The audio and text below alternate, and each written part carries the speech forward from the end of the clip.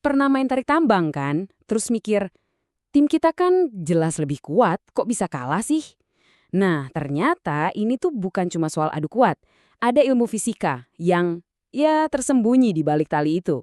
Hari ini kita bakal bongkar rahasia kemenangan di tarik tambang pakai satu hukum fisika yang ngatur hampir semua gerakan di sekitar kita. Oke, coba kita lihat kasus ini. Ada tim A yang narik dengan kekuatan 500 Newton, dan tim B narik dengan 200 Newton. Kalau dilihat sekilas, pemenangnya udah jelas banget kan? Ya tim A lah. Tapi, tunggu dulu. Fisika punya jawaban yang mungkin bakal bikin kamu kaget. Buat mecahin masalah ini, kita harus ngelihat semua gaya yang terlibat. Jadi, bukan cuma soal tarikan tim A atau tim B, tapi gimana gaya-gaya itu saling beradu satu sama lain.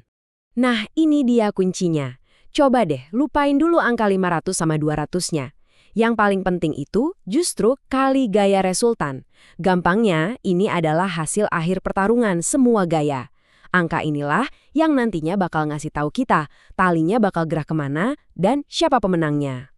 Untungnya nih, kita punya semacam buku aturan buat masalah ginian. Dan aturan ini ditulis lebih dari 300 tahun yang lalu oleh Sir Isaac Newton.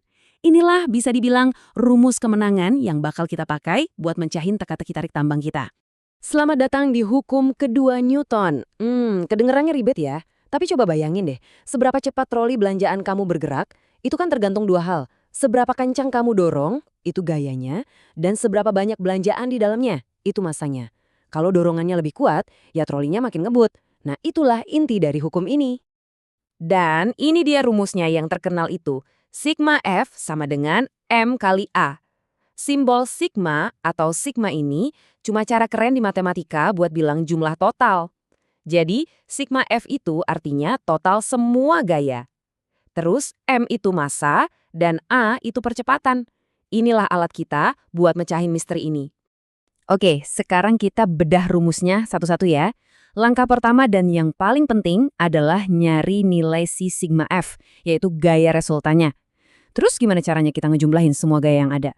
Caranya simpel banget, cuma 3 langkah kok. Pertama, kita data dulu semua gaya yang ada, talikan dari tim A sama tim B. Kedua, kita tentuin mana yang positif dan mana yang negatif, tergantung arahnya. Ketiga, kita jumlahin aja semuanya buat lihat hasil akhirnya.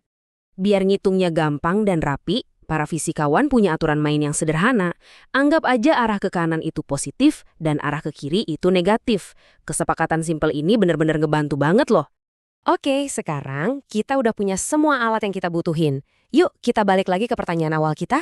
Dengan pengetahuan baru ini, kira-kira berapa ya gaya resultannya pertandingan tarik tambang kita? Yuk kita susun datanya. Tim A narik ke kanan dengan 500 Newton, jadi kita kasih tanda plus. Tim B narik ke kiri dengan 200 Newton, jadi kita kasih tanda minus. Udah mulai kelihatan kan polanya?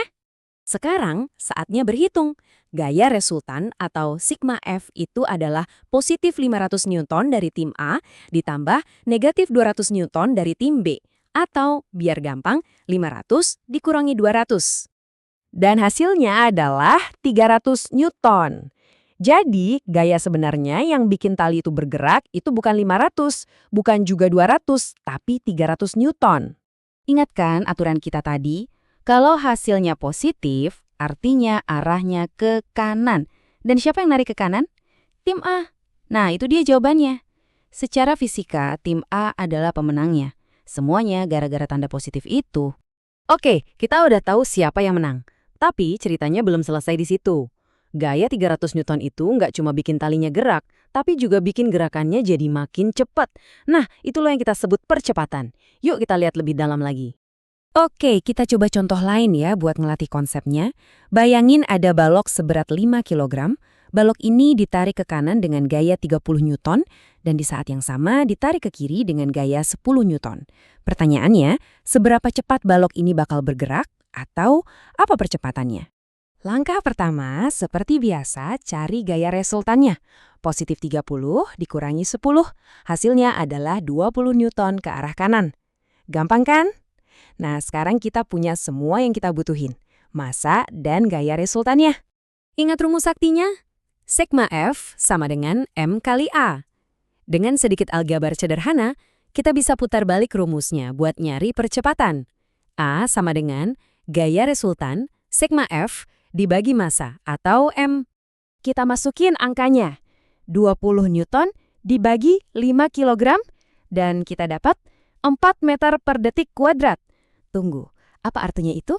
Artinya begini, balok itu nggak cuma bergerak ke kanan, tapi setiap 1 detik kecepatannya nambah 4 meter per detik. Jadi setelah 1 detik, kecepatannya 4 meter per detik. Setelah 2 detik, jadi 8 meter per detik, dan seterusnya. Itulah yang namanya percepatan.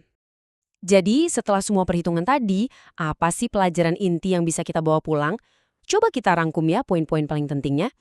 Jadi, apa aja yang harus kita ingat? Pertama, kalau gaya nggak seimbang, pasti ada percepatan. Kedua, gaya resultan itu hasil akhir dari pertarungan semua gaya. Ketiga, arah itu penting banget, jadi jangan lupa pakai positif dan negatif. Keempat, rumus sigma F sama dengan M kali A itu kuncinya. Dan yang terakhir, yang paling penting, benda bakal bergerak ke arah mana gaya resultannya menunjuk. Dan ini penting banget. Ini bukan cuma soal tarik tambang atau balok. Rumus sederhana ini, sigma F sama dengan M kali A, bisa dibilang ini kunci rahasia alam semesta. Mulai dari cara bola meluncur pas kamu tendang, sampai gimana planet-planet bisa tetap ada di orbitnya, semuanya diatur sama hukum yang sama ini. Nah, sebagai penutup, coba deh saya tinggalin kamu dengan pertanyaan ini. Lihat sekeliling kamu sekarang. Benda apa aja yang lagi bergerak karena ada gaya resultan yang bekerja padanya? Jawabannya mungkin bakal bikin kamu kaget. Terima kasih sudah menyimak.